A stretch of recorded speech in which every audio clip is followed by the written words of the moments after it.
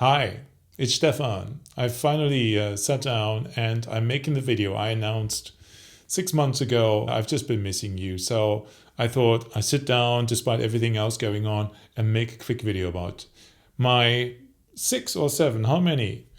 Favorite guilty pleasure dramas. 7. I think we have 7.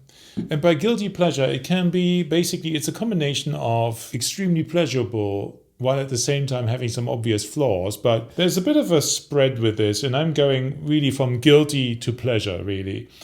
So the higher up I go, the less guilty and the more pleasure there is. The most guilty drama I've been watching actually is probably the Penthouse. Because this is the kind of thing I would hate usually. 우연히 네 딸이었어. 목소리가 귀신같이 닮았어.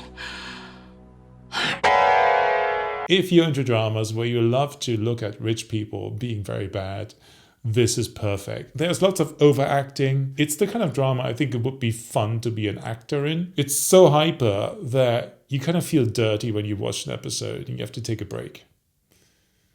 So that's Penthouse, okay? Very guilty and fair bit of pleasure in its over-the-topness. But absolutely no message in there apart from people are bad.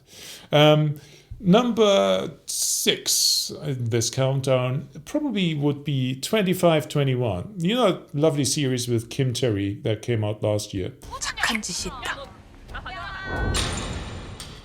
What a performance from Kim Terry!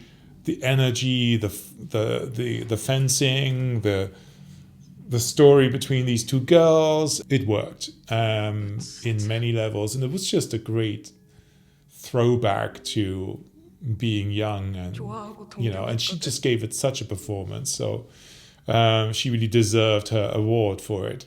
So 2521 is a real fun thing to watch with a lot of great elements in it. On to number 5. In terms of guilty pleasures, a drama that I've actually rewatched recently, and that is obviously a massive classic, Secret Garden. And this is definitely a guilty pleasure because, I mean, there are so many examples where you think, oh my God, what is it with this overacting? But it just kind of works. The story is so funny and fun. It's well cast.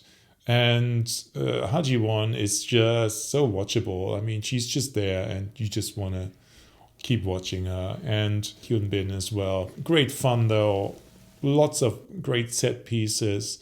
Great drama. Once they start body swapping, it's just like, yeah.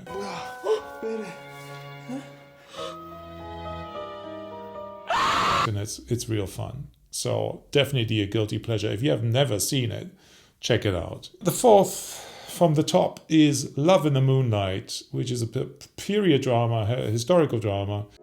이영이다. 내 이름.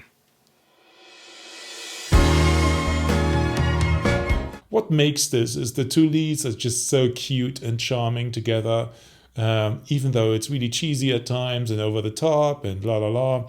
But it just makes you watch, and it makes you just sit there with a big smile on your face going, oh, it's that kind of drama. If you want something to make you feel good, check this one out. The 3rd, and this was a real surprise to me. I didn't expect to like this because even the beginning, the music and all that, Live Up to Your Name. For some reason, that series really got under my skin. I really enjoyed it.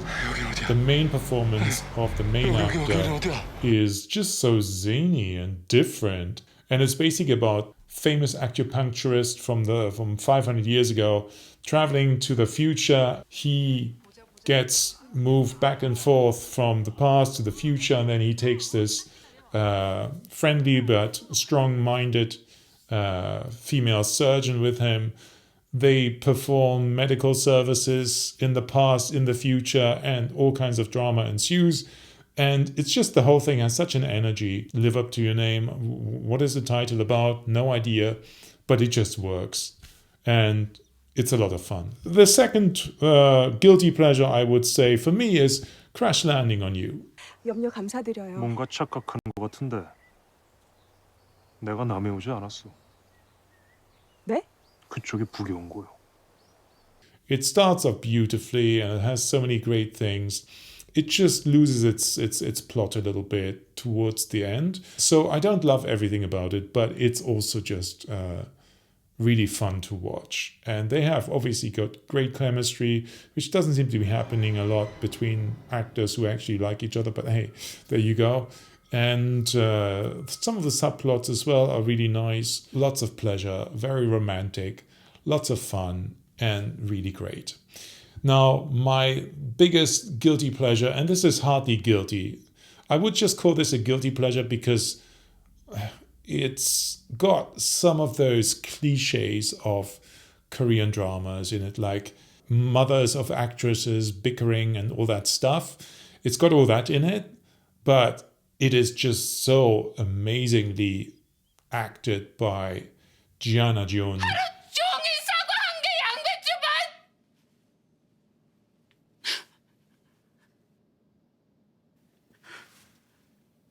됐어요. 사과할 필요 없어요. My love from the star is probably one of the most pleasurable things I can watch because she's just wonderful in this. So funny. The best performance of any actress I've ever seen in a drama with comedy in it and romance and drama and everything. Amazing. And the script is fantastic. He's cast very well as well as a very attractive, stiff 500-year-old alien. I mean, why not? And their opposites attract story is just great. I mean, the chemistry is fantastic.